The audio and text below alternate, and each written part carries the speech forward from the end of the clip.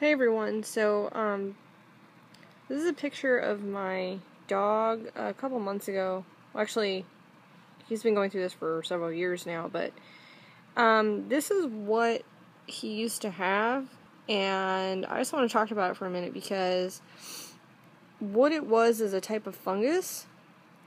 This is him now, by the way. Say hi. Say hi. Yeah, you're a good boy. You can see his face looks like a lot better. And what I want to talk to you today about is the fact that, like, okay, first of all, I took him to the vet and they said he had autoimmune disease.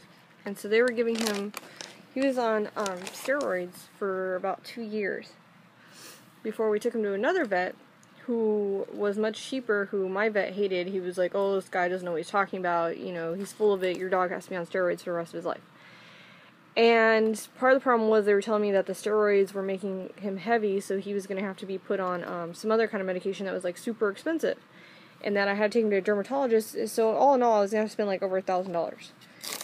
And anyway, it turns out that when I went to this other vet who did skin stuff, and he actually, you know, gave a crap about animals, he said he didn't have autoimmune disease, that he has a skin fungus and an allergy to something in my backyard. Now, we still haven't been able to figure out what it is, and it comes and it goes. He still has some on his eye right here, right in that area. He won't stay still, but anyway, he has a little bit, and it comes and it goes. But recently I just discovered, like, I paid $100 for this medication, which lasts, you know, only maybe a month or two, and it's almost empty. Can't see it, but anyway, it's almost empty. And you know, he hates this stuff, and it stinks, and it's some kind of weird oily stuff. And anyway,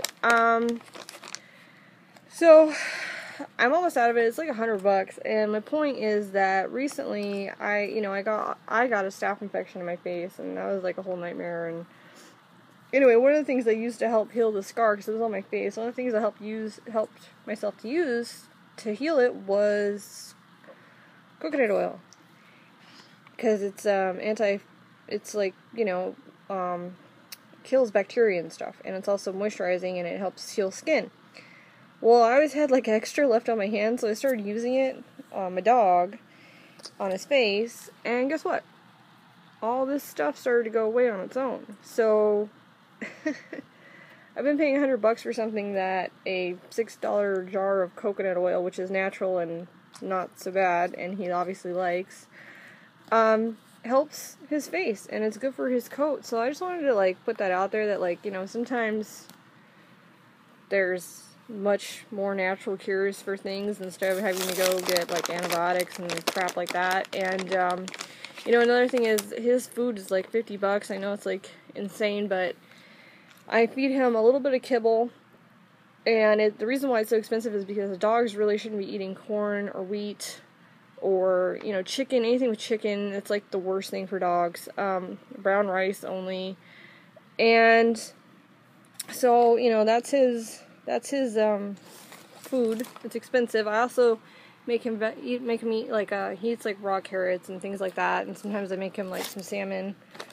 And you know, like Trader Joe's has some good treats that I've noticed aren't so bad. They don't have all these like extra fillers in them, and he obviously loves them.